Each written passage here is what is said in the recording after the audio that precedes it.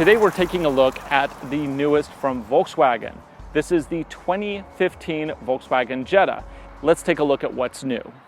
First, the nose. They've gone to a new 3-slat look. If you get a turbo diesel or the hybrid models, then you also have active shutters. This one does not. In addition to the front, Volkswagen has also updated the rear of the car. Hint, it's the new deck lid. Like all Volkswagens, you have a choice of many different engines. On the bottom end, you have the 2-liter naturally aspirated. On the top end, they offer a hybrid and a turbo diesel. Under the hood of this car is a favorite. It is a 1.8-liter turbo, it has direct injection, and it is good for 170 horsepower, 184 pound-feet of torque. The third generation 1.8-liter turbo is both more responsive and fuel efficient versus the previous generation.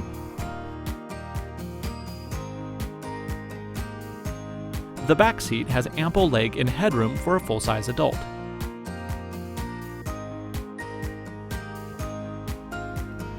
The trunk easily swallows a full set of luggage, thanks to the class-leading 15.5 cubic feet of storage.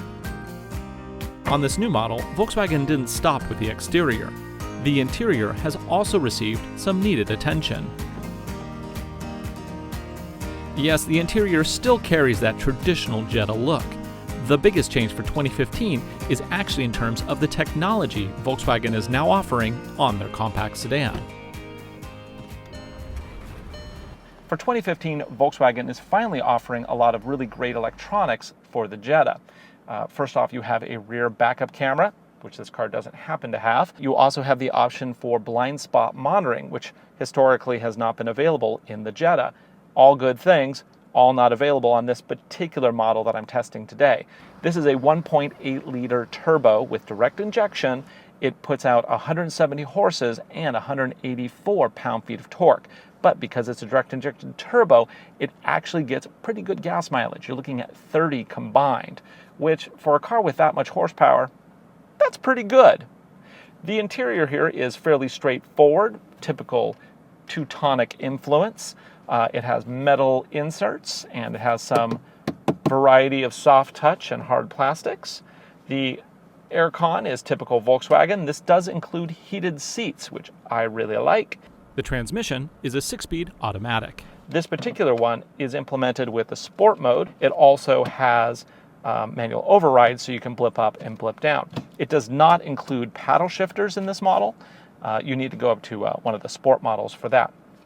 But this overall is a really nice driver's car.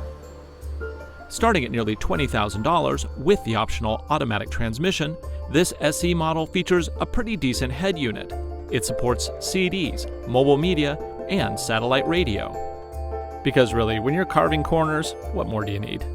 What really matters is your connection to the car. These seats are actually really comfortable. Now, these are the pretty much baseline fabric seats that come with the 1.8-liter turbo. They're very comfortable. They support very nicely. You have some nice adjustments for height, low, low, low, low, low, and for tilt. Yeah, gone is that spinny thing in the back. Volkswagen for many years used a rotary dial. Now they have a secondary lever, which I think is an improvement, actually. I never really liked that spinny thing. When I previously drove this Jetta, I really liked the changes they made in the 2014 model.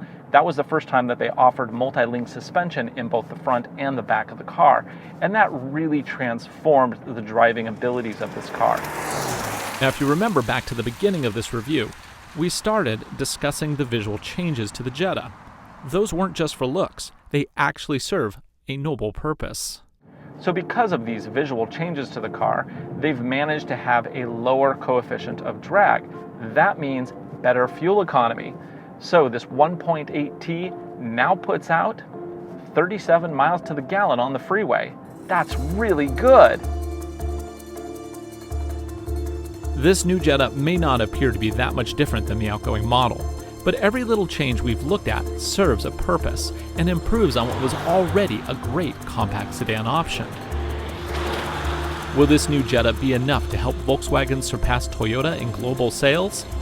It's too early to say, but even small improvements are a step in the right direction.